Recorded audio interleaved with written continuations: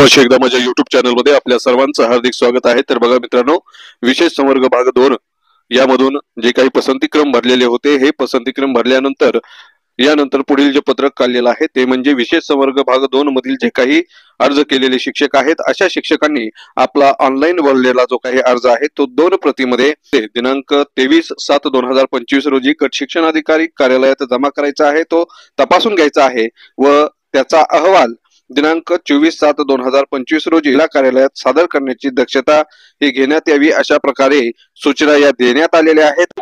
विशेष संवर्ग शिक्षक भाग 2 चा बदली टप्पा हा पूर्ण झालेला आहे आणि जिल्हानिहाय संवर्ग 2 च्या बदली झालेल्या शिक्षकांच्या याद्या या शिव लॉगिनला दिनांक 23 जुलै ते 25 जुलै दरम्यान अपडेट करण्यात येणार आहेत।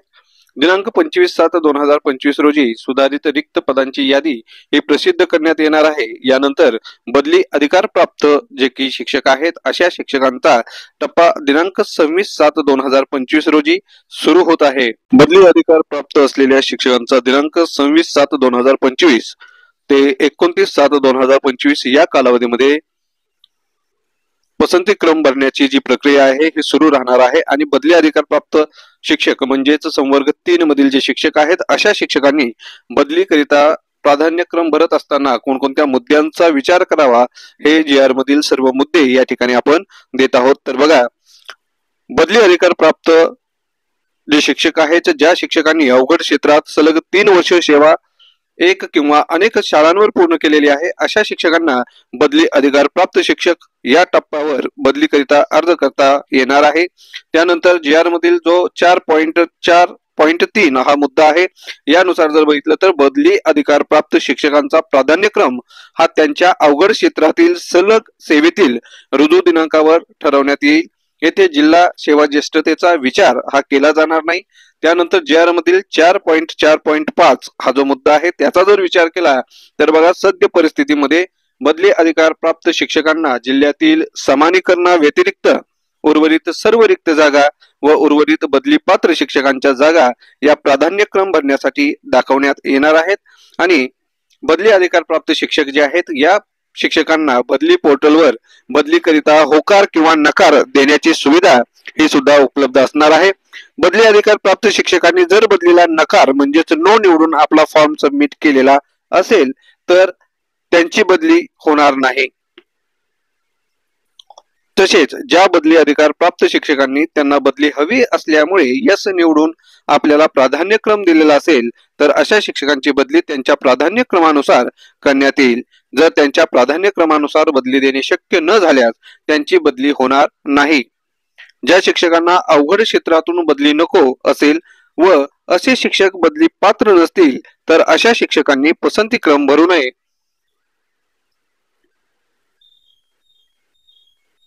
त्यानंतर बघा 4.4.6 हा जो मुद्दा आहे, त्या मुद्द्याचा जर विचार केला तर बदली अधिकार प्राप्त शिक्षकांना बदली हवी असल्यास त्यांनी पोर्टलवर होकार नोंदवून किमान 30 शाळांचा प्राधान्यक्रम भरावा, किंवा जर पोर्टलवर 30 प्राधान्यक्रम उपलब्ध नसतील तर पोर्टलवर उपलब्ध असलेल्या जागांचा प्राधान्यक्रम भरून आपला फॉर्म सबमिट करावा।